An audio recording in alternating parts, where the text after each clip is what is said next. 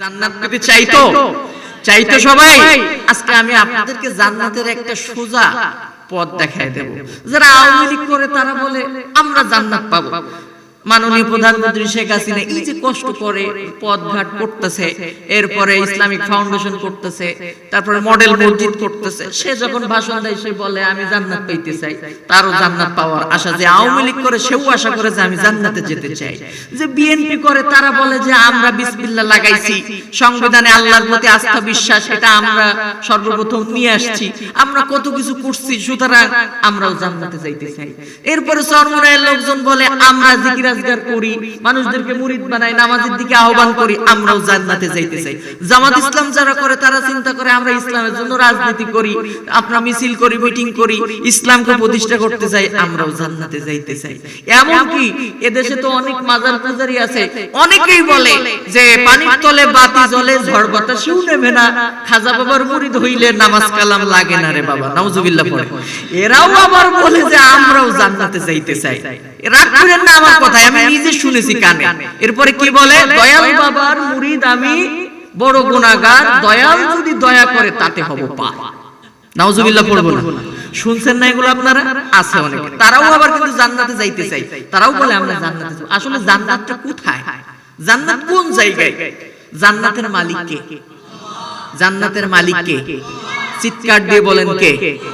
আল্লাহর নাম নিতে কষ্ট হয়, ভয় করে? আমাদের সাথে কে আছেন? আমরা ভয় করব কাকে? কাকে ভয় করব?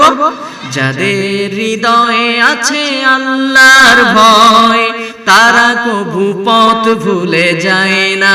আল্লাহর প্রেম ছাড়াই দুনিয়ায় কারো কাছে কোনো কিছু চায় না, কারো কাছে কোনো কিছু চায় না। রাতের আধারে যারা সেজদাতে রয়, দু চোখের অশ্রুতে নদী যেন বয়, ছলনার হাত ছানি যতই আসুক, ছলনার হাত ছানি যতই ডাকুক, পেছনে ফিরেও তাকায় না। যাদের হৃদয়ে আছে আল্লাহর ভয়, তারা কভু পথ ভুলে যায় না। ভয় করবেন কাকে? কাকে ভয় করবেন? সে আল্লাহকে ভয় করে। বলেন তো আল্লাহু আকবার। আরো জোরে বলেন আল্লাহু আকবার। এদেশে অনেকেই আল্লাহু আকবারের স্লোগানকে অনেকে বিতর্কিত স্লোগান বলে। মঞ্চে যদি আল্লাহু আকবারের স্লোগান দেওয়া হয় বলে এটা অমুক দলের স্লোগান। বুকে হাত থেকে বলেন তো আল্লাহু আকবারের স্লোগান কি কোনো দলের স্লোগান, কোনো মতের স্লোগান? এই আল্লাহু আকবারের স্লোগান হচ্ছে মুসলমানদের ঈমানি দীপ্ত চেতনার স্লোগান। আপনি যখন এই পৃথিবীতে ভূমিষ্ঠ হয়েছিলেন, আপনার কানে যে প্রথম শব্দ দেওয়া ছিল সেটা কি ছিল? জোরে বলেন কি ছিল? যখন মারা যাবেন আপনাকে সামনে সাজিয়ে রাখা হবে, গুছিয়ে রাখা হবে সাদা কাফন পরায়া, আল্লাহু আকবার বলেই আপনার জানাজার নামাজ শুরু হবে। কথা ঠিক না বেঠিক?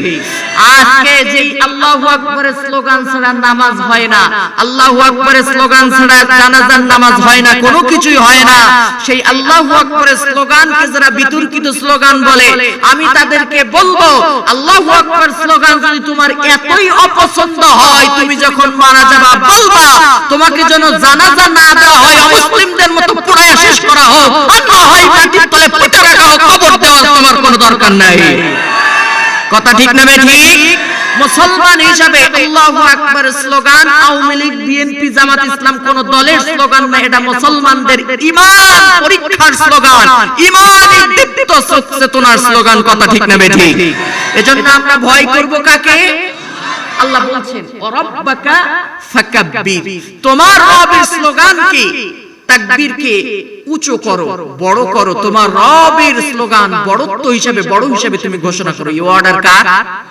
জোরে বলতে হবে কার? যাই হোক, অনেক কথা বলে ফেলছিলাম। তাহলে আমরা ভয় করব কাকে?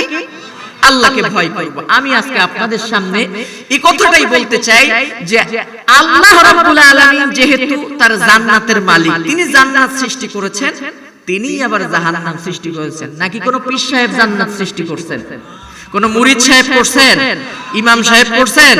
জান্নাতের মালিক কে?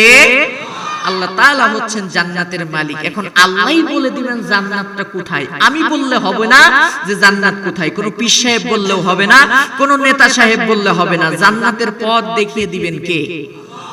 এত আস্তে বললে হবে না, জোরে বলে।